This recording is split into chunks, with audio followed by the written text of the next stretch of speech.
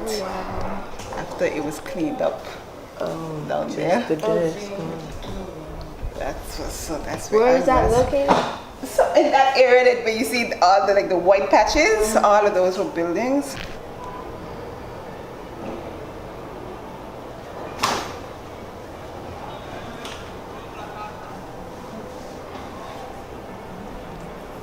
So these are the buildings that you no longer see.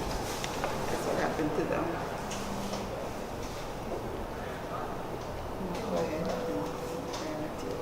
So all that was over there. So about 9 buildings were in that space. So there are lots more pictures.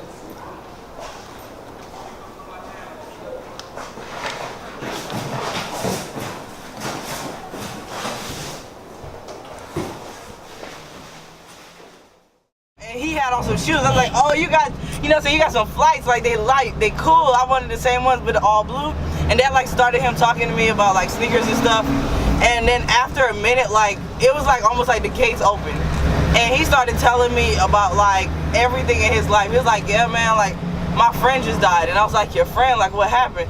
And he was like, man, they say America is the only place that has gangs, but we got so many blood and Crips here. He was like, there's so much more Bloods than Crips, and because his friend was a Crip, he ended up being one, and he really just wants to get out. And I guess he heard me yesterday when I was talking about me being in a gang. He was like, I don't know how you did it. Like, I fear for my life. And he actually wrote, that's why I took his paper, like, personally, because he didn't want anybody else to see it.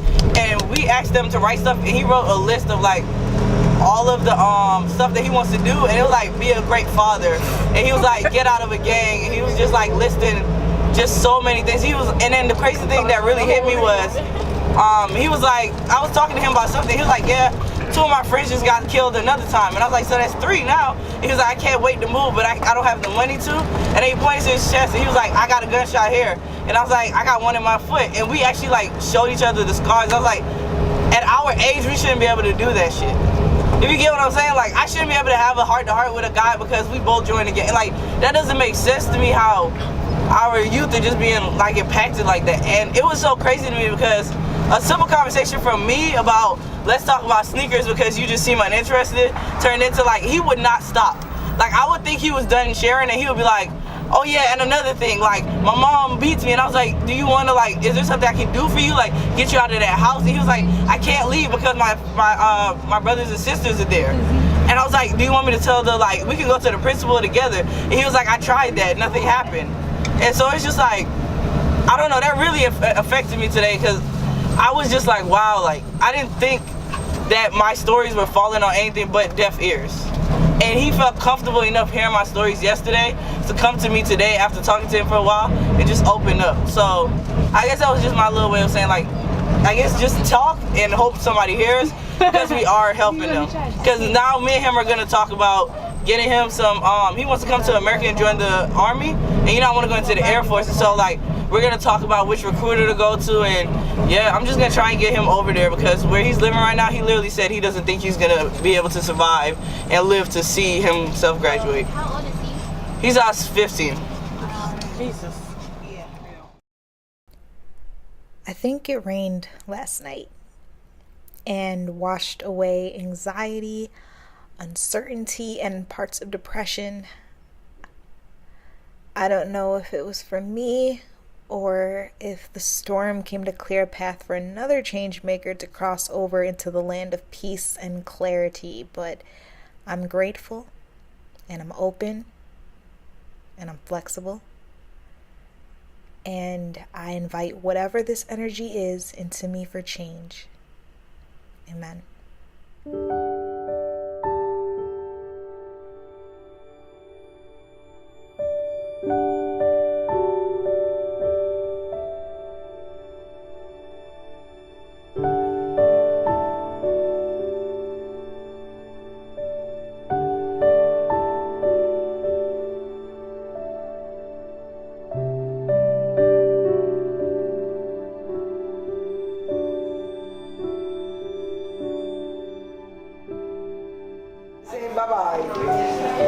Say bye. Tell them goodbye. That, ladies and gentlemen, is Miss Flossie, the sassiest 103-year-old woman I think I've ever met. When I sat down, she told me to go somewhere where I promise you the sun doesn't shine. And I smiled at her until she pretended to fall asleep.